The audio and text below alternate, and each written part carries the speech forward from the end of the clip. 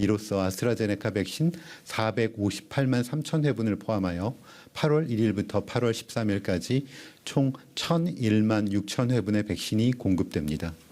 안정적인 백신 공급을 위해 지속적으로 제약사와 긴밀히 협의해 나갈 예정입니다. 구체적인 공급 일정은 제약사와 협의되는 대로 신속하게 안내해 드리도록 하겠습니다. 다음으로 18세에서 49세 연령층 사전 예약 현황을 말씀드리겠습니다. 8월 12일 18시까지는 주민등록상 생일 끝자리가 1인 18에서 49세 연령층 예약이 마무리되고 20시부터는 끝자리가 2인 분들을 대상으로 사전 예약이 실시됩니다.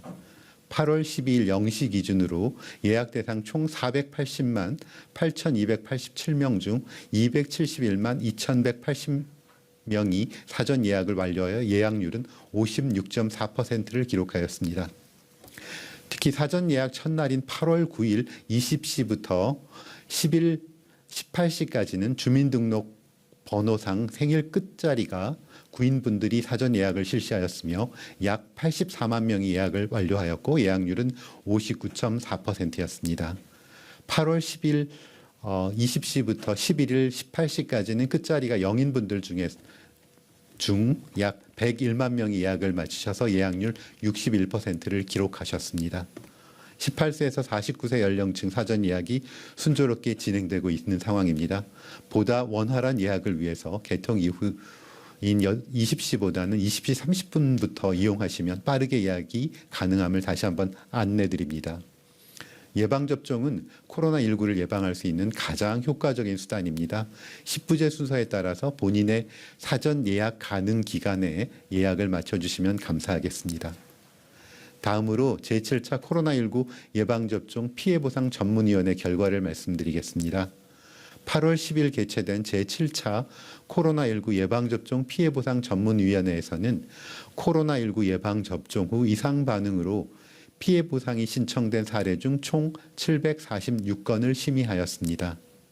의무기록 및 역학조사 등을 바탕으로 기저질환과 과거력, 가족력, 접종 후 이상 반응까지의 임상 경과 등을 종합적으로 심의한 결과 예방접종 후 발열, 두통, 근육통, 어지럼증, 알레르기 반응 등의 이상 반응으로 치료를 받은 사례 등 총 368건에 대해 보상 결정하였습니다.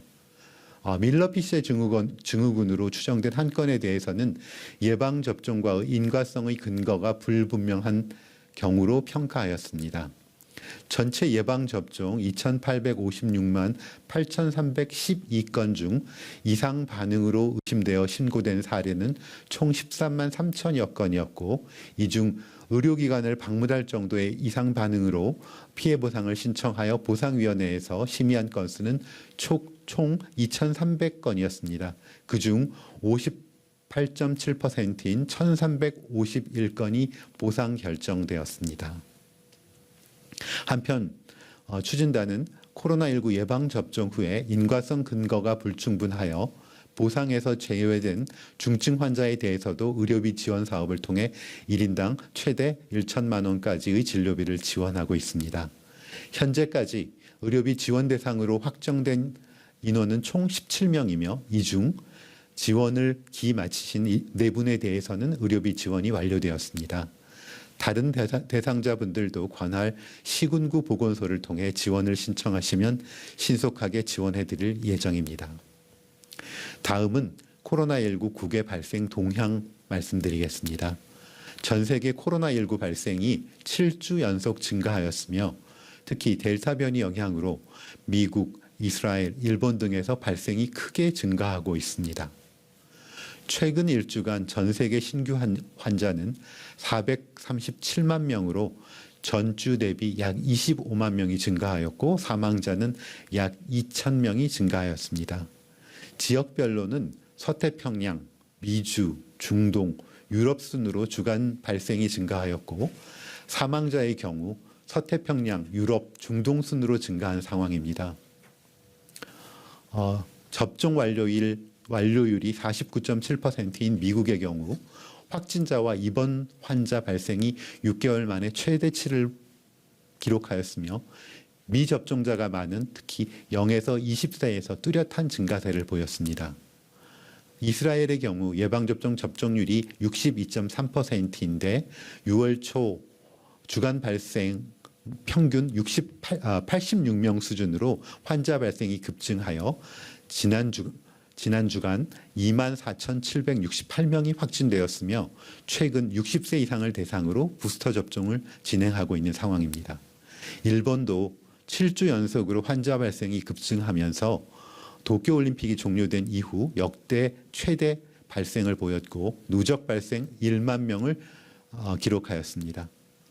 주요 국가들의 10만 명당 주간 확진자 숫자를 보면 미국은 10만 명당 222명, 영국은 10만 명당 274명, 일본은 10만 명당 72명인데 비해 우리나라는 아직 10만 명당 22명 수준을 기록하고 있습니다.